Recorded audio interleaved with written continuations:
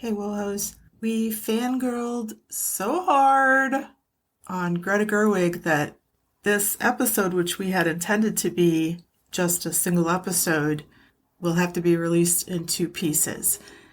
I also wanted to point out that I had to kludge together a couple of different audio files. We just had some difficulties, technical and otherwise.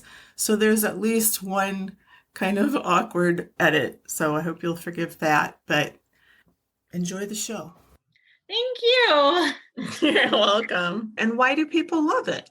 Like a plastic bag? Oh, that's the most beautiful thing I've seen in the whole world. Yes. I really connect with that goddamn priest.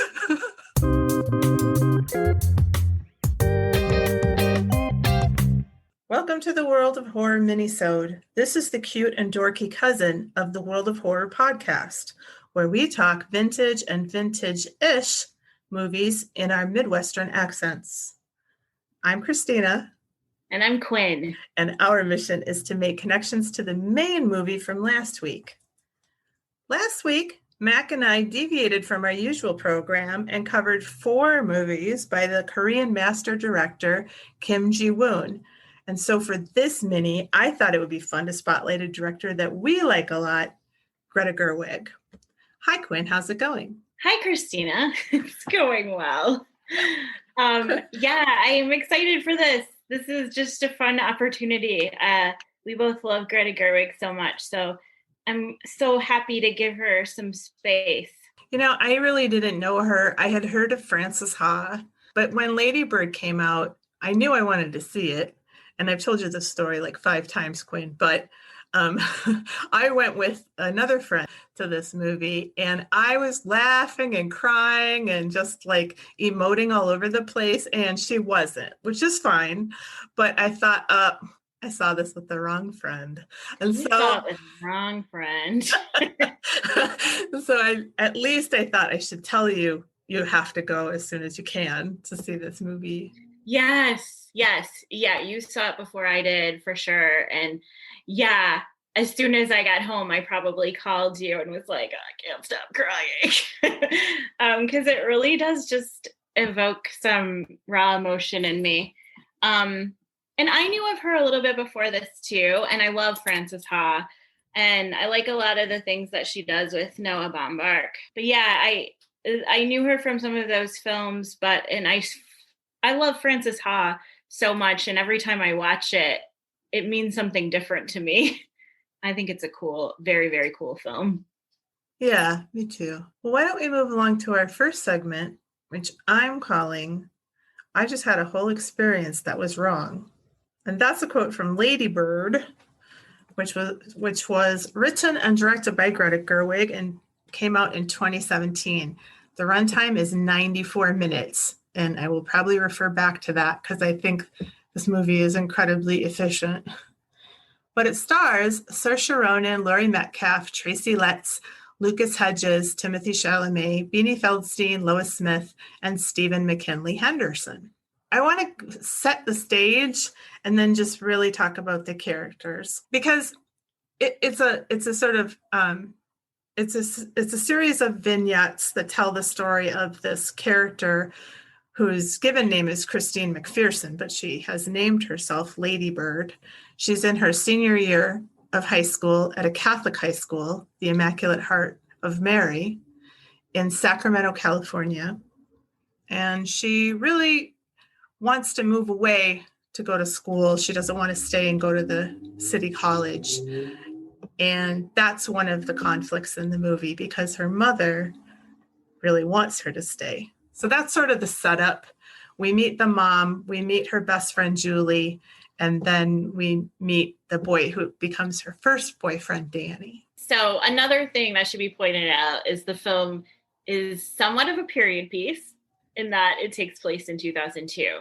So some of that is framed in post 9/11 and kind of the chaos that the United States is facing at the time. And, one thing she says in the beginning is, I want to live through something, when in fact, she's just lived through something very big.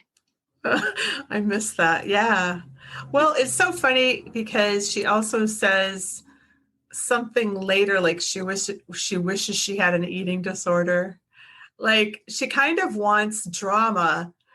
I mean, she wouldn't like, believe me, she wouldn't like to have an eating disorder, but she wants to, I think, have more, more of a character to her.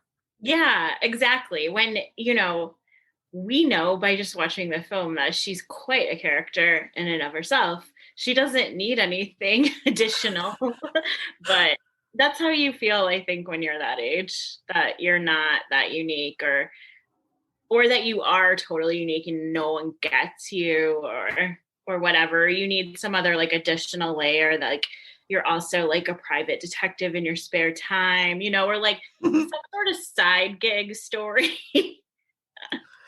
Yeah. So I was wondering if we could talk a little bit about Ladybird and the sister and the priest, because she has two meetings, I think, with Lois Smith as the nun, and she's very gentle with her, I think. But I think there's a level of concern that the nun has toward her. What do you think? Yeah, definitely. The first time we see her meet with her, she's concerned because Ladybird is running for class president, and it's just something that she always does. And she is concerned because on her poster, it's like, is it like a human with a bird head, or a It's bird head? it's both. Yeah, Yeah. one is one and the other is the other. And she's like, I don't think this is good. And she's like, it doesn't matter. I'm not going to win anything. I'm not going to win anyways. It's just something I do. Yeah, and she's sort of like, well, I mean, if you're artistic and you are theatrical, maybe you should get involved with theater arts, which also pushes the plot along a little bit, but it's pretty organic. Um, and I kind of like that too, because this nun, well, I like Lois Smith anyway, so, sold. Like anything this character says, I'm going to love. Ladybird plays a trick on her, and she says she thought it was funny. And I just like those scenes with the two of them, because there's such an age gap and there's such a experience gap that they have. But I just love the way the nun treats her. Yeah. So the second scene, it's when, and she's like, I know that you did that. I know you were the one that did that. And what she was referring to is her and Jenna put a sign on her car that said, just married to Jesus. Like streamers and like Yeah. tin cans and stuff. Yeah. And she was like, I thought it was funny, but we weren't just married. Yeah, it's been 40 years. Yeah. And I love that, because I don't really understand that level of devotion, to a deity, but I like it that nuns feel like they have given everything to Jesus, just like you would to a human man, I guess, in a marriage. I like Yeah. it. I don't know. A And lot of people may think it's weird or creepy, but I like it. I like it too. And I think it's even more compelling that this is, like post Vatican II. Of course, this is 2002. So it's rare to see that kind of devotion because of, different things that nuns had been given that were sort of taken away from them. So to see that, and also to see, her in a profession like education, which is pretty common for a nun, but like, I don't know. It is just a level of devotion, like you said, that you don't see, and a lot of us don't understand. I don't understand it, but I really respect it. And I think she did a great job in this role. And in that second interaction with her, she also talks about her college essay. And Lady Bird wrote her college essay about Sacramento. And so most of the movie is about her trying to get out of Sacramento, which is really, I think, common in coming of age films, or anything like that. When you're not from a huge city, you just want to like blow this pap stand, and see the world or whatever. So she says throughout the film how much she hates Sacramento and wants to get out. And I think she does want to get out, but she realizes and sees that that Ladybird actually very much loves Sacramento. And she says that to her, and she says, I don't know, I just think, I mean, I like pay attention to my surroundings. And she makes that comment, which I think is really important and touched me a lot when watching the film, especially the first time. And she says, don't you think that love and attention are the same thing? And I think that says a lot. It speaks volumes of the mother-daughter relationship. She wants that affirmation from Marion and that attention, I'm sure, as well. But she doesn't really have the time because she's pulled thin. As a mother, she's working double shifts. She's providing for her family. She's running around. She's a little hardened. And so she doesn't get that. And I think we're supposed to think about that in terms of their relationship and think about what she said, what the sister said there, and similar between love and attention in the way that they are kind of components of each other. Well, we can come back to the priest, my favorite character in the whole movie. Why don't we get into the relationship between Ladybird and Marion? When we first, open on them, they're driving in a car. They've just been on their school tour trip, and it lasted 21 hours and something, because that's how long the tapes for the book of the Grapes of Wrath were. So they've just completed it, and they both kind of like sigh, and they've, really taken in the end of this novel. And that's beautiful because I'm just thinking about these movies and how they're so much about art, and I love it when you can experience a work of art, pick your favorite, a movie, a dance, whatever, anything, concert, and you experience it with somebody else and you both are moved. I think that's such an intimate thing, and it's a beautiful thing. So they've had that moment, but there's so much tension in their relationship, sort of, bubbling under the surface, that they almost immediately get into a fight. It's scripted so well, and there's all this overlapping dialogue, and you pretty much immediately understand this relationship. You could probably relate. And Ladybird throws herself out of the car because she just can't take it anymore. And it's so shocking. It happens, almost immediately in the movie. Yeah. And then the next time we see her, she has the pink cast, which I think is in the promotional posters and stuff. But on the cast, she's written, "Fuck you, Mom." But it's tiny, you know what I mean? It's like just a little. Yes. Yeah, you can't go around your Catholic high school with "Fuck you, Mom" on your cast. Yeah, you're right. It's like, it so speaks volumes of their relationship and what we see cycle through time and time again. Like, two people are not going to have the same reaction to a piece of art, but I love that these two people do. And then right away, it turns into this fight. It's just like the sugar and spice of a relationship. And I love to see that too. I like to see people experience something similar, being so moved by a piece of art. I don't know. The visualization of that. She did such a good job with that. Yeah.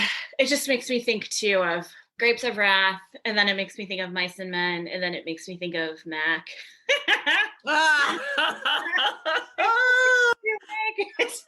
I can't remember what he said, but it's when Mac was a senior in high school, he read of Mice and Men, and as he's reading the novel, he just keeps telling me, I love this friendship, between these two men. It's just so beautiful. And then at one point he goes, I hope everything turns out okay.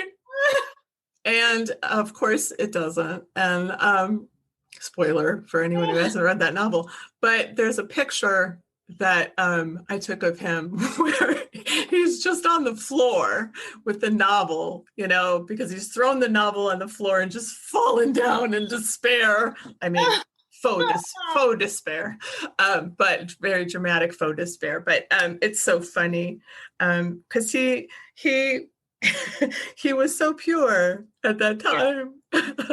Yeah, no, and I think he still is, but it's like he wants to see the good in every story, and that's just a great representation. I read it as a young person. I was like, oh God, what's this? They're doomed. Oh my gosh, how's this terrible, tragedy going to come to an end? And that's me. And Max, like, hope it works out. Love the friendship. And I love that about him so much. Yeah, such a sweetie. Yeah, but yeah, I love that scene. It just throws you in the deep end. And Right. Yeah. I think that sometimes really is a good way to kind of like feel your way into a movie, just throw yourself in, because you're in for a whirlwind, and some of the same things are going to happen again and again in different ways. Well, aside from the priest, I was just thinking, sorry, I was listening to you, but I was also formulating this thought. Aside from the priest, who I don't think has, oh, yes, he does. There are parallels. Did you notice this? There's all these parallels, like the priest and the dad, and the nun and the mom, and Jenna and Julie, and Danny and Kyle. Yeah, I mean, I think that I didn't put the priest and the dad and the nun and the mom together, but for sure her friends and her boyfriends. Yeah, and they are parallels, but I didn't go that far, so. Well, I was just thinking, like, when we were talking about Lois Smith, the nun, and the conversation, and that statement about love and attention being the same thing, and how it's not really happening to the degree that Ladybird needs it in her soul with her mom. That's enough. I mean, that's enough when you're telling a story to just say, here's an alternative to this, and they don't have to have the same amount of screen time or anything. It's just that, here's an alternative way of interacting with Ladybird. And, it sort of points out how she's not getting that kind of nurturing at home. Yeah, absolutely. Because when I see that, I immediately think we are supposed to think of her relationship with her mom. So yeah, I just didn't put it together. And you're right, the dad and the priest. They're both depressed. I mean, and I don't know. I've always thought that the priest was suicidally depressed, or he had attempted suicide. I'm not sure. What do you think? We know the dad's depressed and has been, and he's, that has not been known to Ladybird until now. But what about the priest? Do you think he's as far gone as I always thought he was? I don't know if I find him to be gone. More as just kind of a momentary break a little bit. But I mean, we do know from the one scene with some other girl telling Ladybird and Danny that he had a son and the son died. And that's when he went into the priesthood. So I think that he was perhaps looking for something to save him, but maybe it's not enough for that type of grief to be healed. I don't know. But I love his character, and he makes me laugh too at times, especially in the beginning when he's doing the rehearsals and they're doing the warm-up exercises, and he's like, we'll do this crying game. And he's like, I'll play too. And he's like, just try to provoke your emotions here and get them moving. And you're kind of like going around and the camera is showing certain people. Then you start to hear sort of weeping and it pans back to him. And at first it is kind of funny because he's like, he needs this. So he's doing this. He's creating an outlet for himself. Yeah. And then after the play too, everyone's like loving it. And he makes the comment like, they don't understand it. Well, and I think that's so true. Such a true moment. Um, and I think it's a shame because all the kids are so into this. They love it. Lucas Hedges is like singing his heart out. He is just, having a ball. So all the kids are having this fantastic experience. And even though the parents are kind of like, what is this musical? Who the fuck cares? I mean, I know it's for the audience, but I think on a deeper level, it's for the kids. Those parents aren't going to remember that performance, but those kids are going to remember rehearsing for that and putting on that show. And I guess you're right that he's looking for something that will heal him. And there's nothing that's going to heal that kind of a loss in your heart. So Yeah. Kind of fool's errand. Yeah, absolutely. And he's trying to convey a certain message, and it's not coming off that way in his perspective with the audience. And I mean, that's got to be kind of reflective of a filmmaker's experience too. You have an idea of what you want the audience to glean from your film or whatever. And even if they like it, but they come up with a different meaning that works for themselves personally, it's got to feel kind of weird that they're not getting your meaning. Yeah. But that's what art is. It's so subjective, and I like it. So I think it's a cool way of showing something that's probably hard to film. Well, and I think I've got this right. I don't remember the name of that. That is a musical, but I don't remember the name of it. But it was not well received. It's Merrily. Let me look it up. Yeah, but it's a Sondheim musical, I believe, and it was not. It was not received well. Merrily We Roll Along. Yeah. So I think that's nice that she kind of tucked that in there as a little bit of a nod to Sondheim, whom I think she likes a lot. She likes a lot, Greta Gerwig. Noah Baumbach does too. Yeah. Oh, yeah, right. The Marriage Story, right? Yep. Yeah. Okay. Yeah. It's all coming together. Well, let's talk about the dad for a second, because we talked about the priest. Ladybird discovers that he's been depressed. Well, her mom tells her, your dad's been dealing with depression for years. And Ladybird had no idea. So I think that's a common thing in a mother-child relationship, that you don't really understand that your parent has weaknesses, and your parent has frailties, until you get to be about, I don't know, 18 or 19, somewhere around there, you start to understand, oh, this is a person. It's not just my dad or my mom, but actually a person. Yeah. And I think there's not to switch gears here, but I think that Shelley is a character that makes it possible for us to see Marion or to reveal Marion as a real person to Ladybird. But Shelley is her brother Miguel's girlfriend, who lives with them because Shelley's mother kicked her out when she found out that she and Miguel were having premarital sex. So Marion takes her in, and there's a point in the film where Shelley and Ladybird are outside talking, and she says that she's got a big heart. Marion does, and we see Marion in a different light than what we've seen her up until that point. And I feel like it's a moment for Ladybird to kind of recognize a different side of her mother. And it's just a really tiny scene, but I think it's important.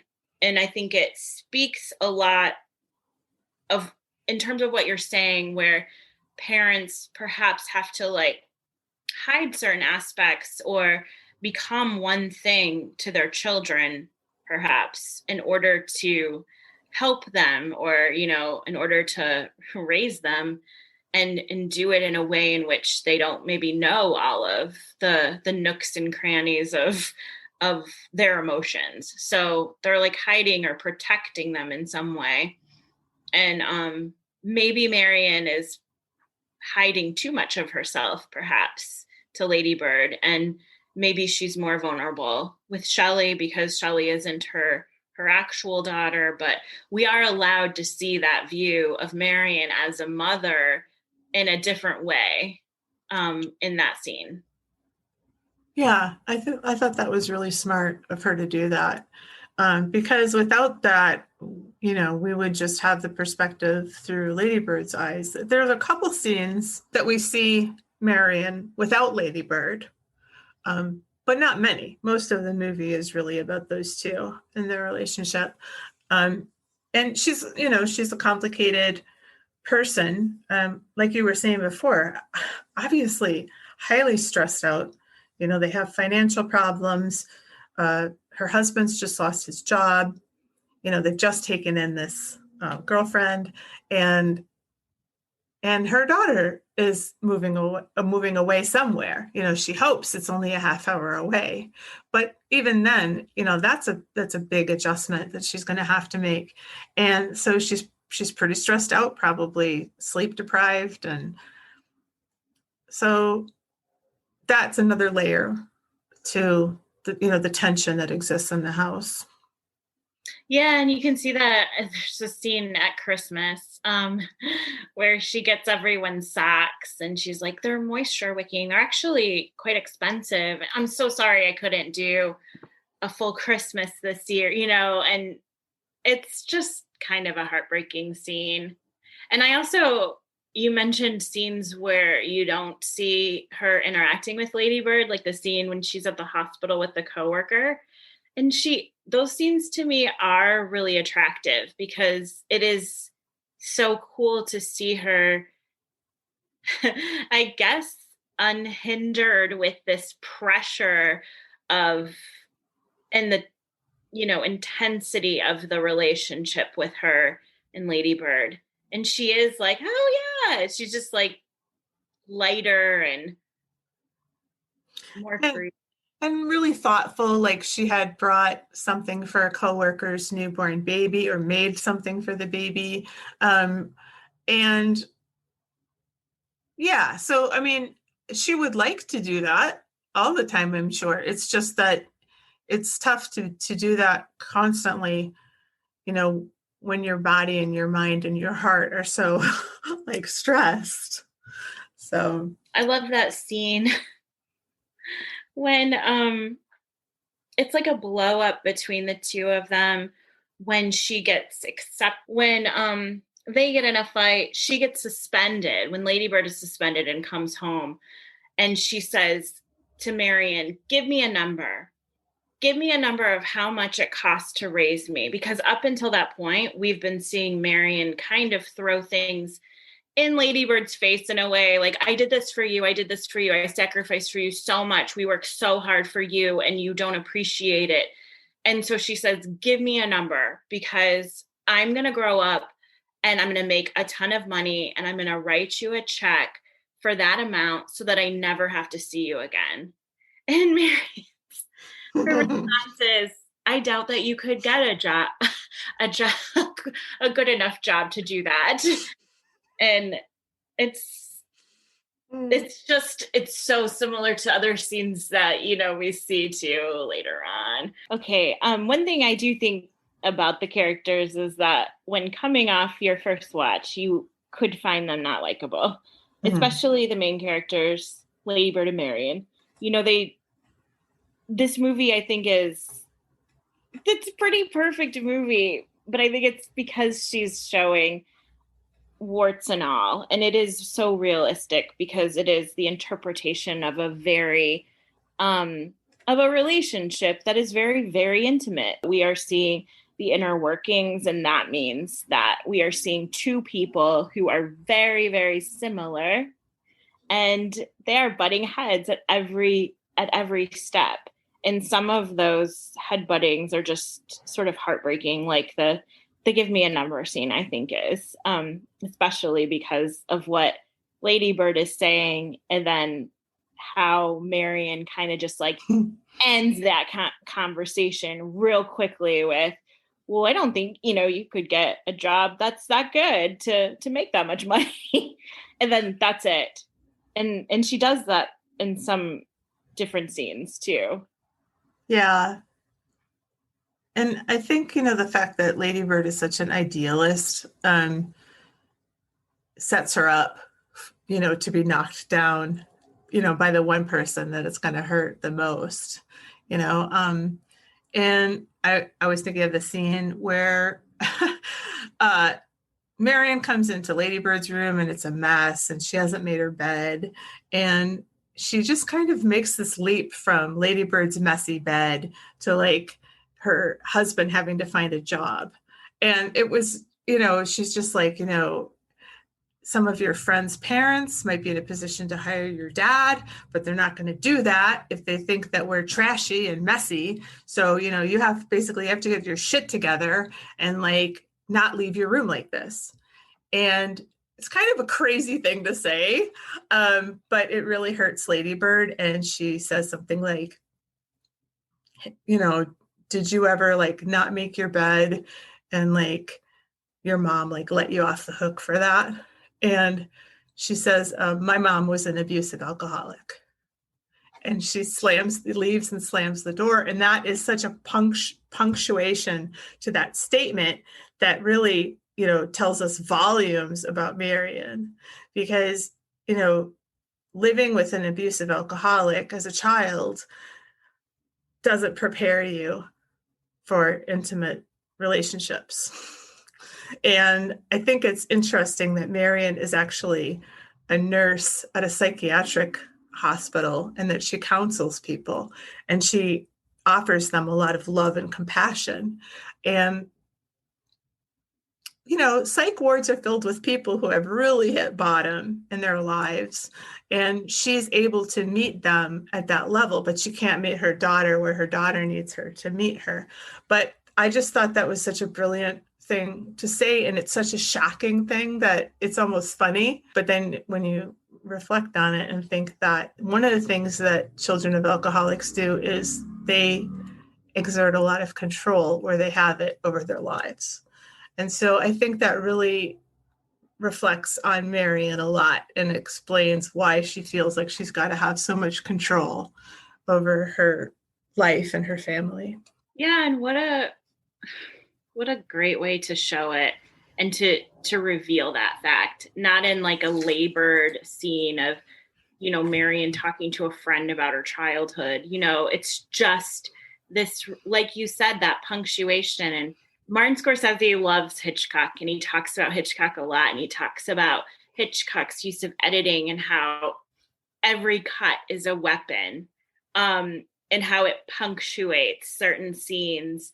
And I think that Gerwig does it in Lady Bird. She uses like the same idea of editing, but she's using it with dialogue specifically from Marion to punctuate their arguments. And it is like, bam, and then you switch gears. And that's what Scorsese said that Hitchcock did with his cuts. So I don't know. I like that idea applied here because it's a very different application, of course, because we're talking about dialogue. But Marion does it in the end, at the end of a lot of their argument scene where it's like, bam, I threw it down. There's nothing left to say. So I'm walking away. And she doesn't, they don't make amends after each fight. It's just time passes. And like you said, this is vignettes of a year in their life. And we don't ever see the making up. We don't know if it happens because honestly, in a lot of relationships that are intimate like that, there isn't a making up. You just accept it and you move on. And then you're happy again with each other. And then you maybe have another fight where you don't make up from that, and that's very realistic portrayal of a relationship, and it is good and it is bad. And we do see with this film, the focus on this relationship, and it's not great a lot of the times. And I think a lot of that is owed to the fact that they're so similar. But yeah, I love her like the way that she's revealing these really important pieces that she's giving you as a way to understand the background and the intricate details of these people's lives in a very just like digestible way that isn't like a labored plot dump. Yeah. I mean, I use the word efficient before. I'll have to drag out a thesaurus and try to find another word, but I just admire her because in the hands of another screenwriter, like you said, this could have been like this huge melodrama, and it's not a melodrama. It's a portrait of this relationship. And I think you're right. I mean, Ladybird would hate to hear you say that she's similar to her mom, but I think you're right. And I feel like, with Marion and the abusive alcoholic mother, um, she's just at a disadvantage when it comes to providing love. I just think that she's grown up with fear. So that doesn't go away either, being fearful and then having children and being fearful for them. I mean, all parents are, but it's sort of heightened if you've grown up in a chaotic household or a household where instead of love, you got abuse, so brilliant. That she wants, that she's like looking for throughout the entire movie, and she is throwing that in her face a bit because she's working so hard to stabilize a chaotic environment financially, emotionally, whatnot, and she doesn't feel like she's done it, but she's probably done a very good job of it. But there's so much obsession with that makes sense in terms of what you're saying. Yeah. I mean, it's upsetting to have to work two jobs, for an ungrateful child. That's awful. And it wouldn't put you in a cheerful frame of mind, I don't think. So I get it. But Ladybird's not thinking about that. She's thinking about turning 18 and moving away. And she's thinking about boys. And she's thinking about all kinds of other stuff. Yeah. Okay. So I want to move on to boys, but I have to like go back to one thing really quick because I think it's important. I said that they don't feel likable from maybe the first watch, but you watch over and over again and over again if you're like us, and you do love them and you do see that they are good people. But one thing that I think Greta Gerwig did such a great job with, which she hired Laurie Metcalf, right? And this woman I think is just phenomenal in terms of something that Hitchcock called pure cinema, and that is acting without dialogue. So the idea that you should understand the story and the story could move forward and you could learn something, but you're not hearing the characters speak to each other. And so what I connect with that in this movie is Laurie Metcalf's face and her facial expressions and how they sort of subtly change. And in those changes, we know everything that we need to know about where she is with Ladybird, about where she is emotionally at that moment.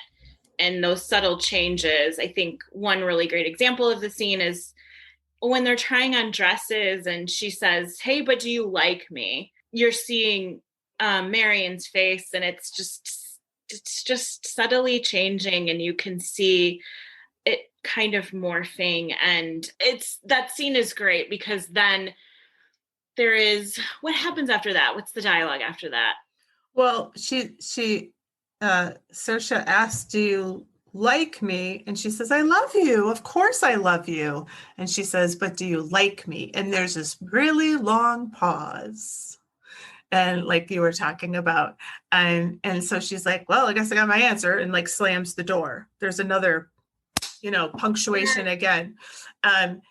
And now, oh no, she's kind of stuck. Like she really does love her daughter, but she didn't say the right thing, and that's led to this. And it's just and she says she wants her to be the best person that she can be. And that's when Ladybird says, "What if I already am?" And then you see that face, she's just looking straight at her like she would any other person. And then it just subtly switches a bit. And it's like, but come on, get real. This isn't the best you can be. That is so hurtful, but I get it. A parent wants so much for their child and sees the genius or the beauty or the talent in the child, and the child doesn't necessarily see it and doesn't live up to those, potentials. And it's like, it's so frustrating sometimes because you're just like, look, you are amazing, but it takes work in order to keep being amazing. And Yeah. maybe Marion feels like, Ladybird isn't working hard enough. Yeah, it's really such like the highest compliment that, you are who you are, but I know you can be better, but it's just in the delivery. And I think we can both agree that Marion's delivery needs a little bit of help. Yeah. And also to hear that, like, she's basically like me, mom, tell me I'm likable to you. And the mom doesn't. Yeah, and I That, think that ties back to the attention. The love and attention, are they the same thing? Well, maybe they are. Maybe they should be. So if they are, let's see it. But yeah, so one area of love and attention, her relationships with boys. She has two relationships in the movie. The first one with Danny. And she meets Danny. She sees him, sort of falls in love at first sight when he's rehearsing for the musical. He's so good. And then she sees him later at the grocery store, and that sort of cements her love of him. She goes home, writes his name on her bedroom wall, which is very significant. And she'll later cross it out and write Kyle. But their relationship is sort of adorable, and it's really fun. They have at one point this evening where they're staring at the stars, which is so like quintessentially romantic, or it's so heavily in it's ingrained in our society to like, oh, looking at the stars, that's romantic. And I think that's part of what she's looking for, is like sort of a quintessential experience. They name a star, and it's their star, and they name him, he wants to name it Claude, they name him Bruce. And at one point she says, you can touch my breasts, and he says, oh, I respect you too much to do that. And I think that you mentioned earlier before we were recording that, the audience probably has an assumption or an understanding that it's possible that Danny is gay, but we don't really find that out until Ladybird does, because she walks into the men's bathroom because the women's has a line, and she sees him making out with another guy in the stall, and it just devastates her. yeah, and I guess, he was her first love, and, they had Bruce the star, and, she went over to his house for Thanksgiving. I mean, it was a very big deal.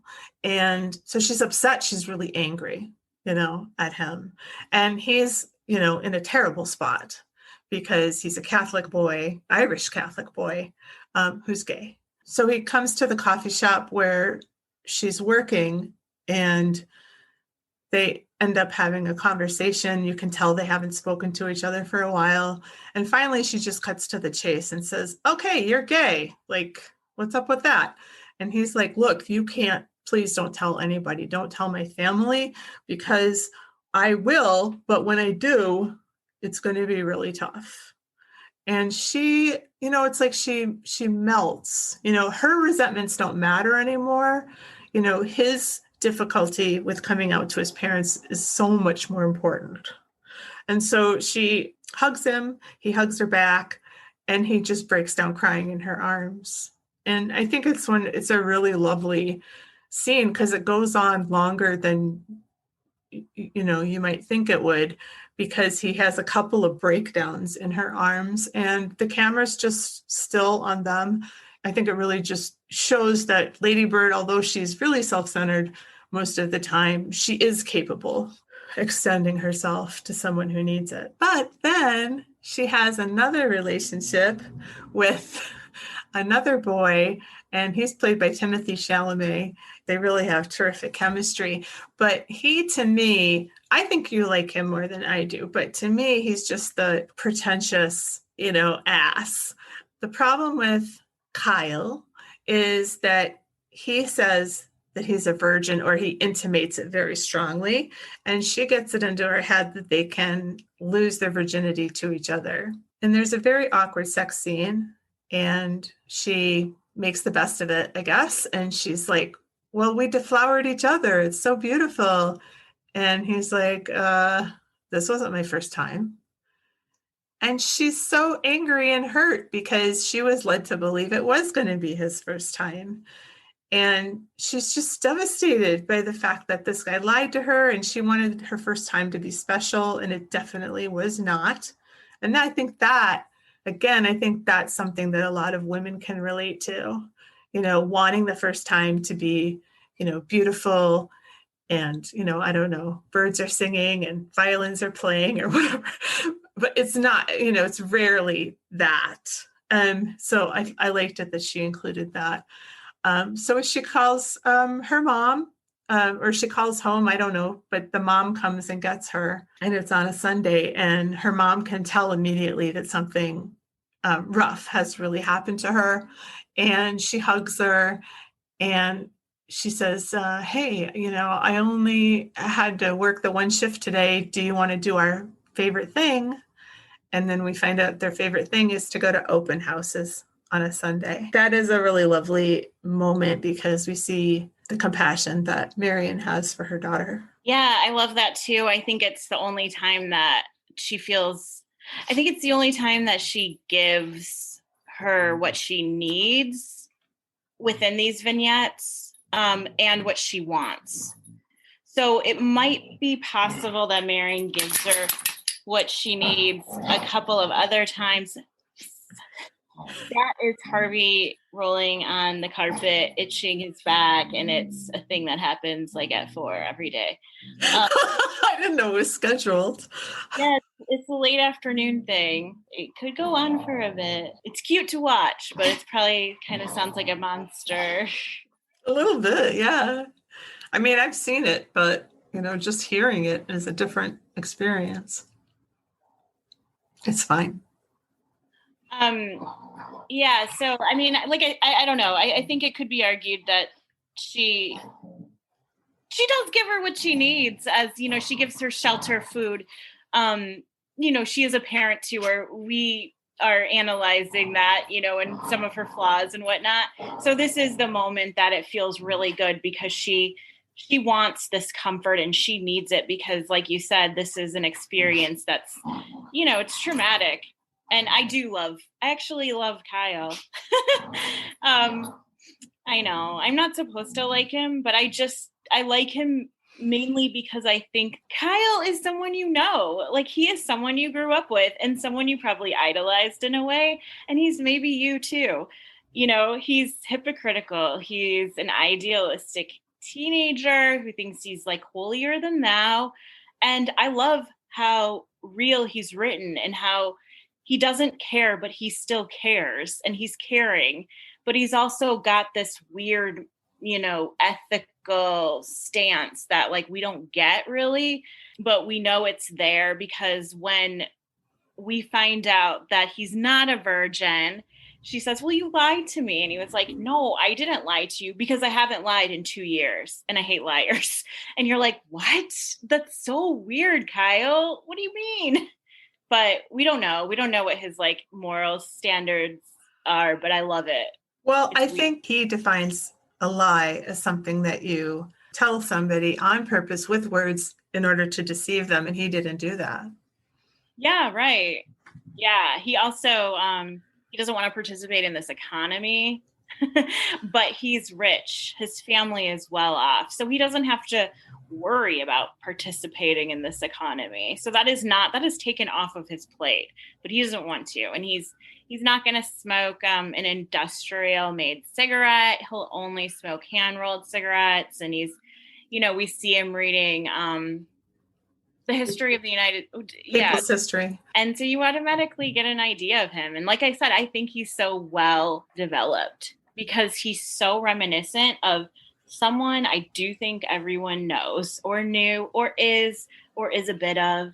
I find myself in all of these characters. Like I find slices of myself in everyone here, even like the bad ones.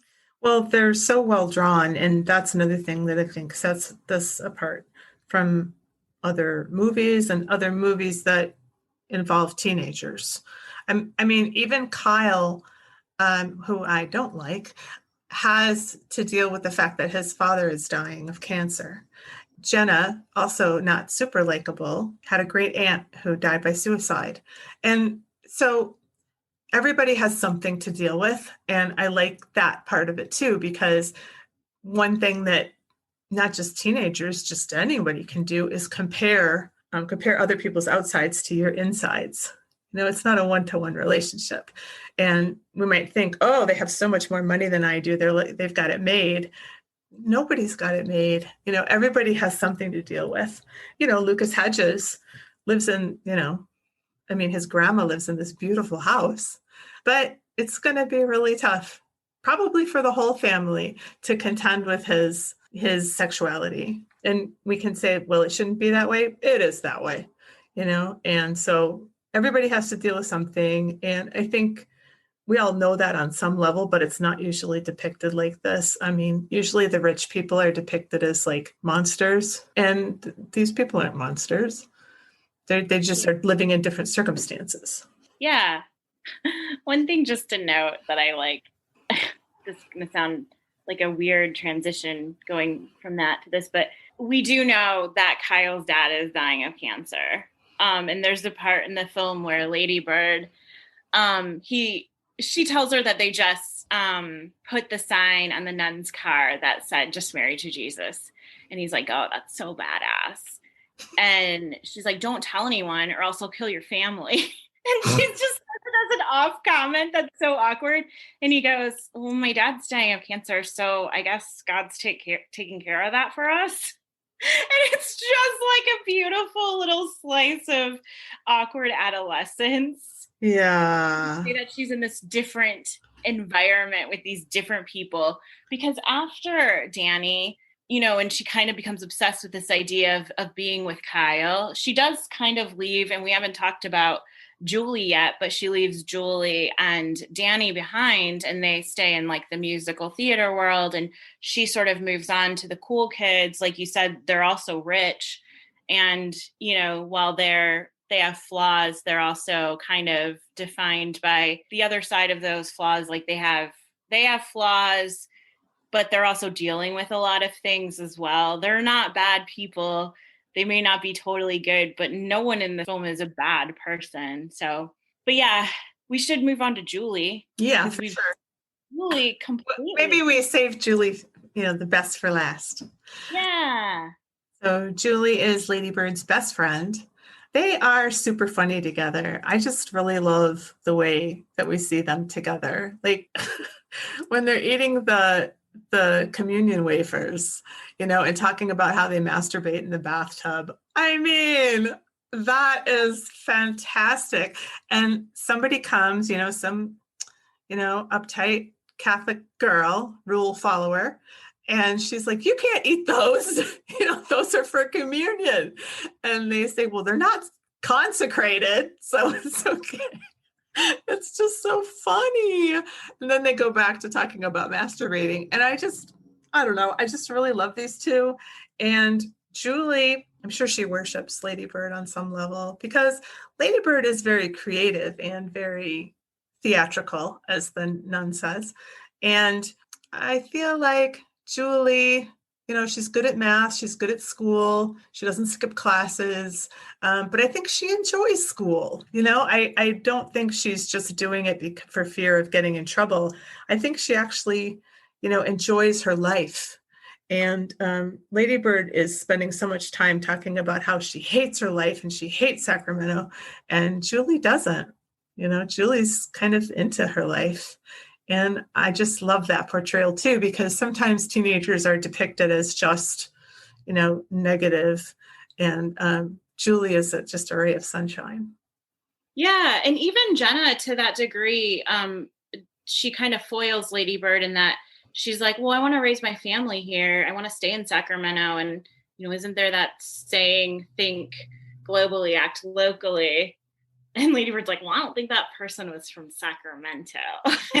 Yeah.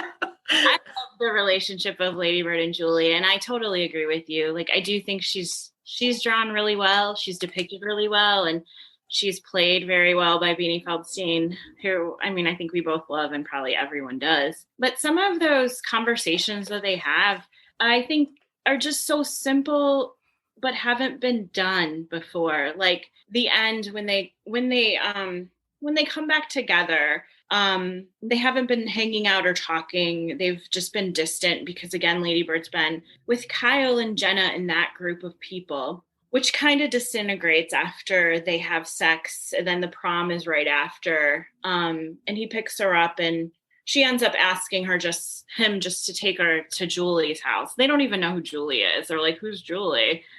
And she's like, she's my best friend. And she gets there and Julie is crying and she says, what's wrong? Why are you crying? And she's like, no reason. Not all people are built happy.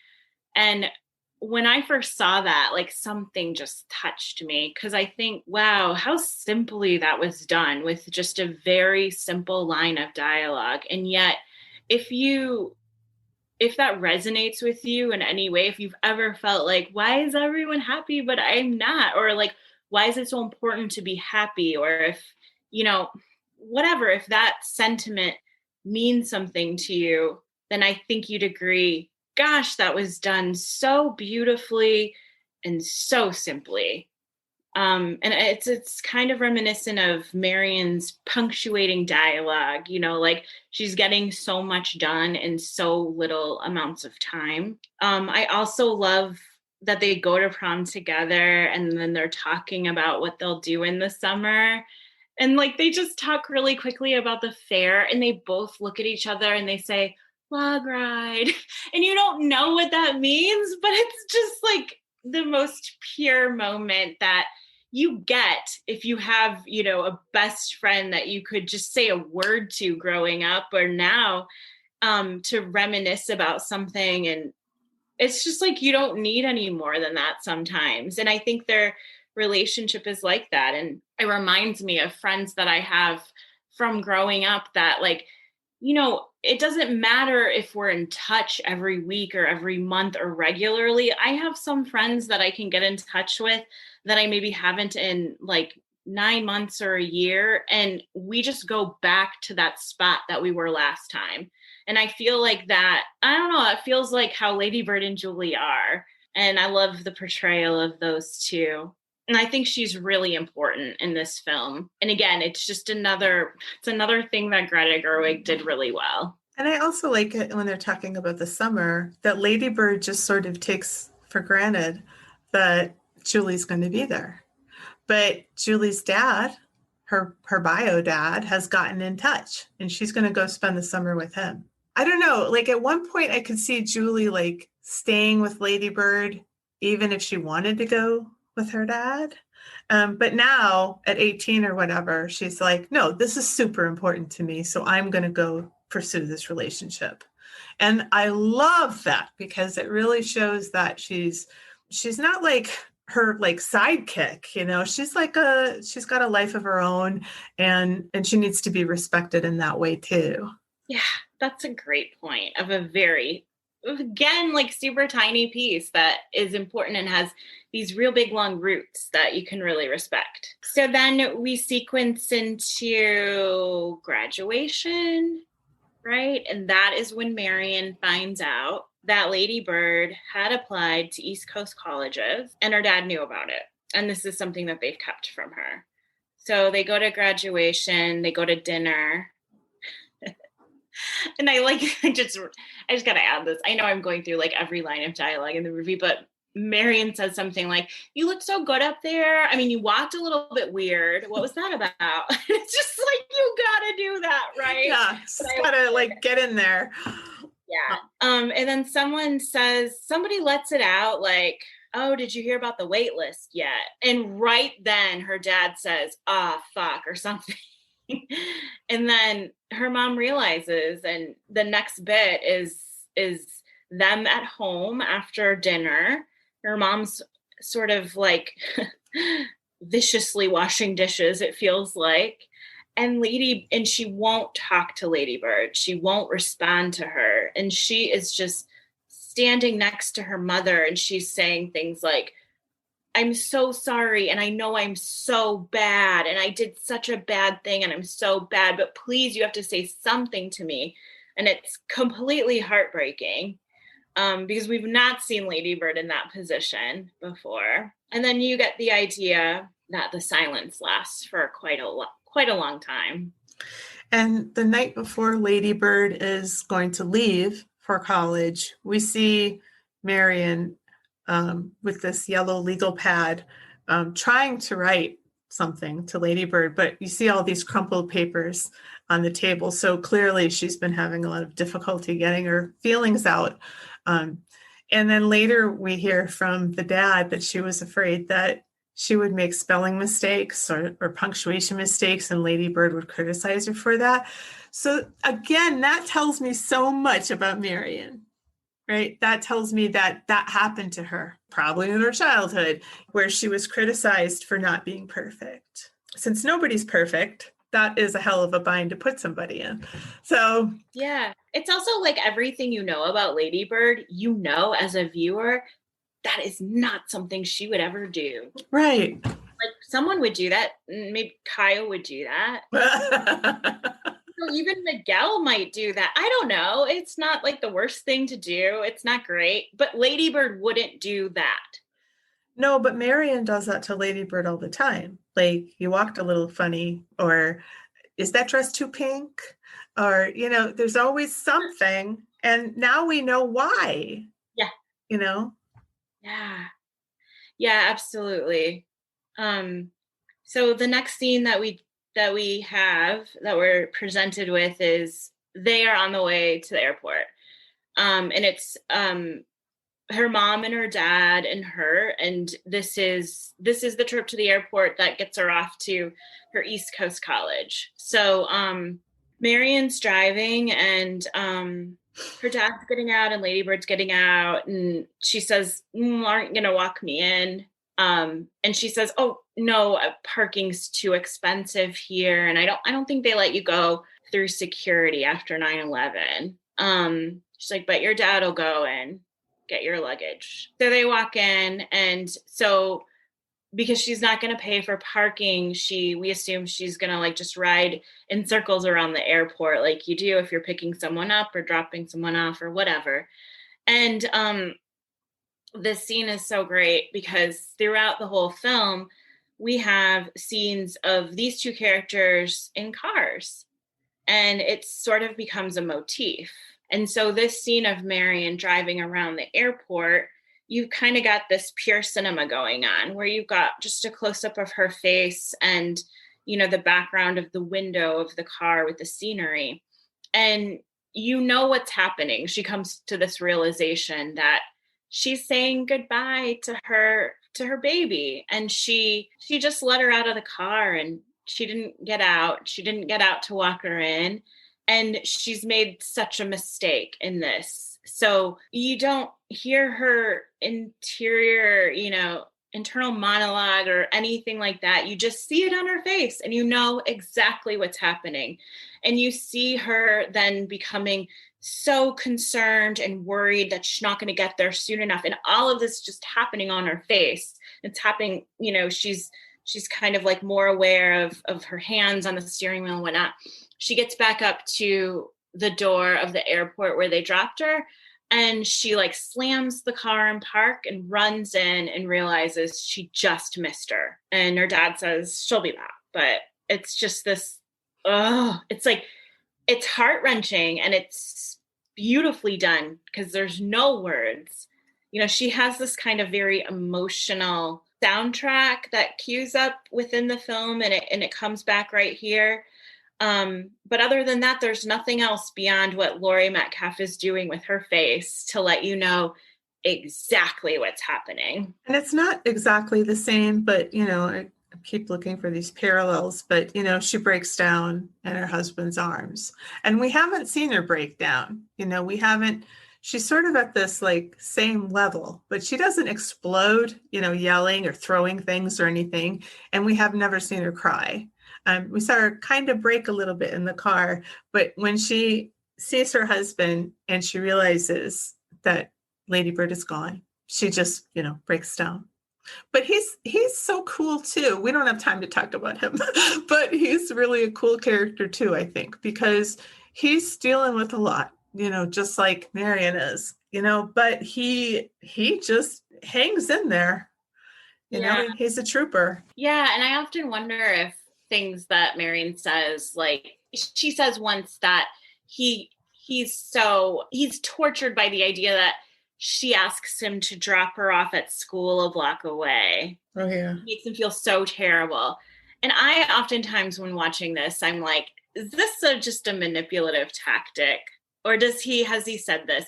We know he's suffering with depression, but you're right. He's such a cool character. I love him. I love Tracy Letts. He's so good in Little Women as well as the publisher. But the next scene that we see, she's on the plane and she's looking out the window and it kind of is like, bye, Sacramento. And it feels very important. And the last bit of the movie is just like it's kind of its own little tiny movie of her in New York, where it's the last maybe 5 minutes or so. And she gets to her dorm and she finds the letter. She calls her dad and he says, she just don't tell her that I put those letters in your suitcase. She wouldn't have wanted that. But it really it's again one of those, it's what she needs and she wants, even though Marion didn't do it.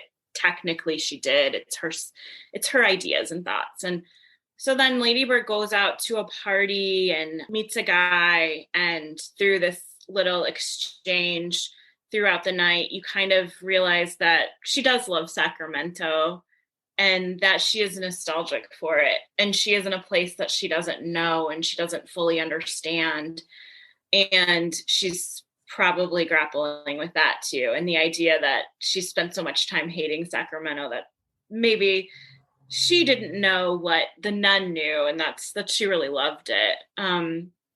But she introduces herself to him as Christine. So she's dropped Ladybird. She also says she's from Sacramento, and he says, where? And she says, San Francisco. Yeah, and she ends up getting really just wasted, and he calls 911. They come, they pump her stomach.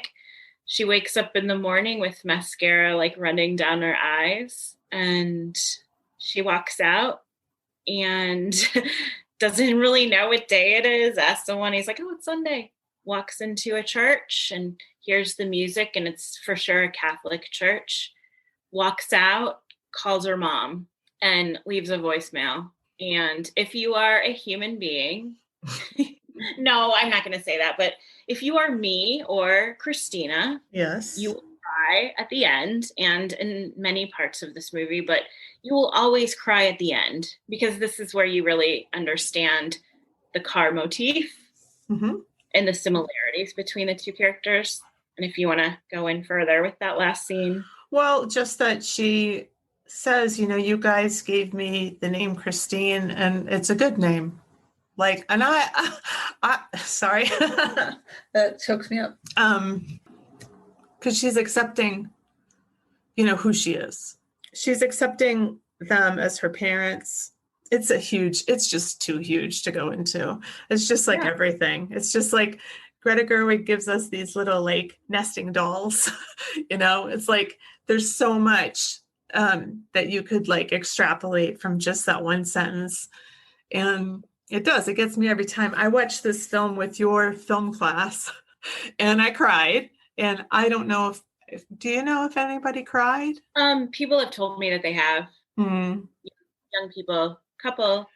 No, but this is like usually like the third week of my class, and it's like I lose my cool credit right away because I'm like, I never had a cool credit, but yeah, it definitely. I think it affects. I think it's just so much of this piece feels so real to me. It's not that that everything resonates with me because I've experienced it all. It's not that at all. I haven't, but to get like. I like the nesting doll metaphor because I think you're absolutely right.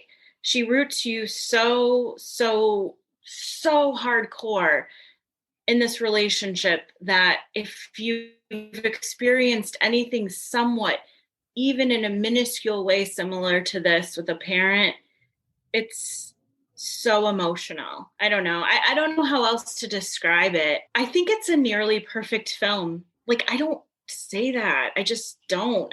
I feel really grateful to be living in a time where I got to see this because I just, this is her first film. This was her first film. And shit, she blew it out of the water for me and so many people. And she did it subtly and she did it with grace and beauty. And she didn't give you everything. She makes you work for it, but it's not out of reach. She gives you enough that you don't have to work so hard, and but it's not all there in front of you, and you don't see like the iceberg, you just see the tip of it, and what's left is on, it's like they're pure cinema, it's on their faces. So I don't know, I got to get off my Greta Gerwig pedestal, but like I don't want to, so I'm not going to. No, I don't think you have to. I mean, I think with some other filmmakers, I don't know why, but Steven Spielberg came to mind. They can manipulate you into feeling feelings. This is not manipulative at all, but the experiences and the dialogue just feel so authentic. It just feels like these are real people, and you can relate to it. And I want to hear more about those relationships. And I don't want to be manipulated. I want more stories like this, where these seem like people who actually exist in the world. Yeah, and we deserve more stories of women by women. Mm-hmm.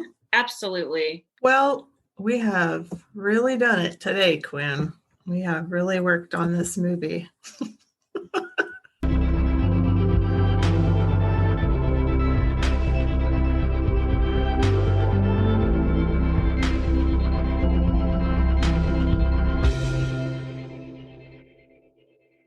Okay, WoHos. Wow. So that is the end of part 1 for our deep dive on Greta Gerwig. I hope you come back next week and we will be talking about Little Women. If you want to get in touch, I wish you would. Anyway, we love you. We love it that you listen. Yeah, just keep doing that and we'll just keep doing this.